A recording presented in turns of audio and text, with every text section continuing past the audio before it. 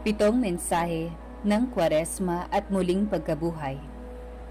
Una, sa pagpapakasakit, pagkamatay, at muling pagkabuhay ni Jesus, ay pinatunayan niyang hindi kaduwagan, hindi katangahan, at hindi talunan ang mga martir.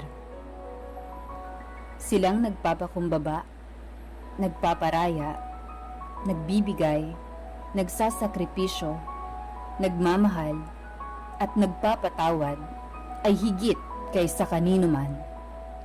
Dahil may lalong karunungan sa kabila ng bawat pagtitiis na ito. At iyon ay ang tunay na pag-ibig na kalakip nito. Hindi ito kayang gawin ng sinumang hindi marunong magmahal. At hindi ito kayang tiisin ng taong hindi tunay na nagmamahal. Ikalawa, dahil sa ating mga kasalanan, kaya siya nagdusa. Hindi totoong wala namang nangyayari kapag tayo'y nagkakasala. Hindi porket tayo'y hindi pinaparusahan at nakakaraos pa din, ibig sabihin, okay lang, na ganun na lang at paulit-ulit pa din. Kung patuloy tayong magpapabaya, manghihina o magrarason sa ating pagkukulang at pagkakasala, walang mabuting mangyayari. Ang paghihirap at pagkapako ni Jesus sa krus ay ang bunga ng ating patuloy na pagkakasala. Kaya, kailangan nating magbago. Kailangan nating patuloy na magsisi at magpakabuti. Ikatlo, baliwala ang lahat ng ibang mabuting gawain kung hindi natin pipiliing magmahal, magsakripisyo, magbigay, at magpakumbaba sa bawat pagkakataon, lalo na tuwing may pagsubok at tuwing mas mahirap itong gawin.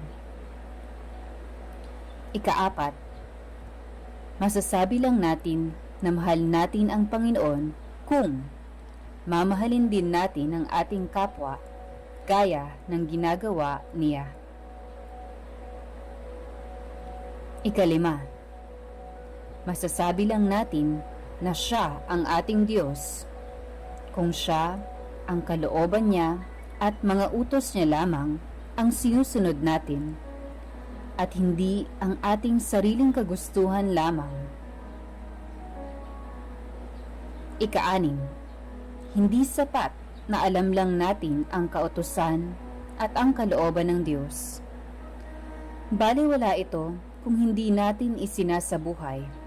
Hindi ba't ganun din ang masasama? Alam nila ang mga utos ng Diyos at ang Biblia, ngunit patuloy pa rin sila sa pagkakasala at sa hindi paggawa ng mabuti sa kapwa. At ikapito, tayong mga bininyagan sa pangalan ni Jesus ay namatay ng kasama ni Kristo sa krus. Ang buhay natin ngayon ay para kay Jesus na.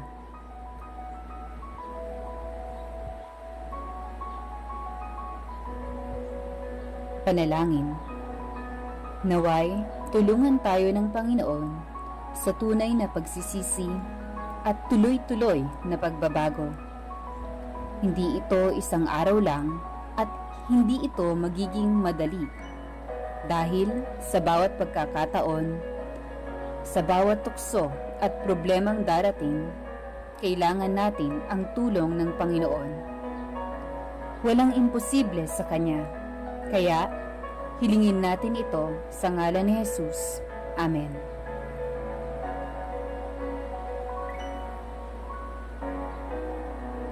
Lent is a gift to help us be detached, to cleanse our hearts, minds, bodies, and souls, to remind us of the painful times from which comes the gift of eternal life and eternal joy, and to grow closer to the one who truly loves each one of us the most, enough to give all that he has on that cross.